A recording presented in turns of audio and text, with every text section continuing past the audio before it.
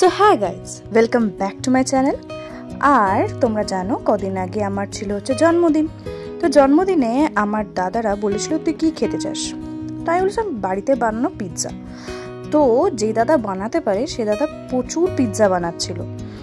তো বানাতে বানাতে আমাকে ফটো পাঠাচ্ছে বারবার। আমি বলছি আর কিচ্ছু খাওয়ার দরকার নেই, তুমি আমাকে পিৎজা বানিয়ে খাও। তো ও যাবতীয় যত সরঞ্জাম দেখতে পাচ্ছ ও সব নিয়ে এসেছিলো, বাটারটা ছাড়া সব নিয়ে এসেছিলো, সব অলিভ টলিভ সব ও অ্যারেঞ্জ করে নিয়ে এসেছিলো। এবং তারপরে আমাকে শেখালো যে কীভাবে করতে হয়। তো তারপরে একটা করে দেখিয়ে দেওয়ার পর সব অ্যারেঞ্জ করে দিয়ে আমিই করলাম। মানে আমার জন্মদিন ছিল ঠিকই, কিন্তু আমিই করেছি, তাতে কী আছে।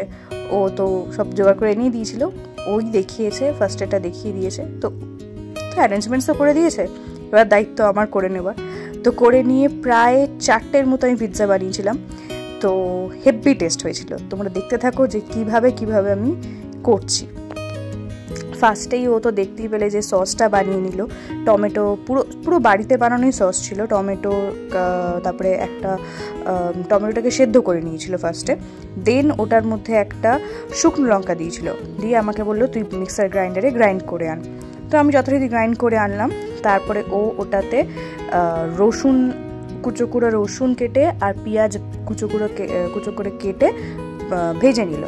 নেওয়ার পর ওই পেস্টটাকে ও ভালো করে ওটার সাথে মিশিয়ে নিয়ে একটুখানি নুন আর চিনি তার সাথে বারবার জল দিয়ে ও নাড়ছিল।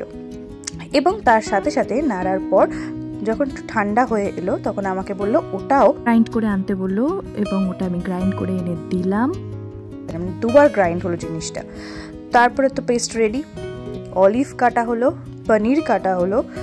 তো ও মোটামুটি ক্যাপসিকামগুলো একদম সরু সরু করে কেটে রেখেছিল, আর পেঁয়াজটাও কেটে রেখেই ছিল আগে থেকে। তার সাথে ছিল বাটার।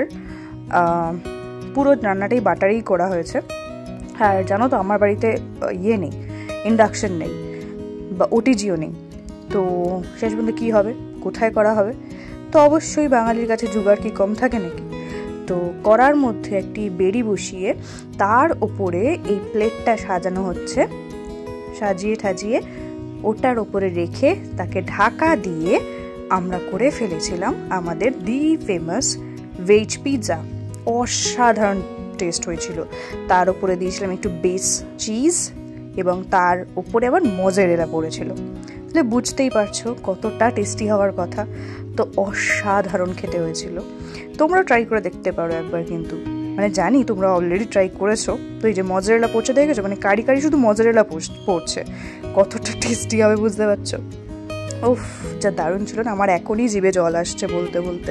তো এইভাবেই তৈরি হয়ে গেল আমাদের পিৎজা। খেয়ে তো দারুণ লাগলো। ছুরিটা একটু ধার কম ছিল বলে আমার সবাই বুলি করছিল, বাট ইটস ওকে।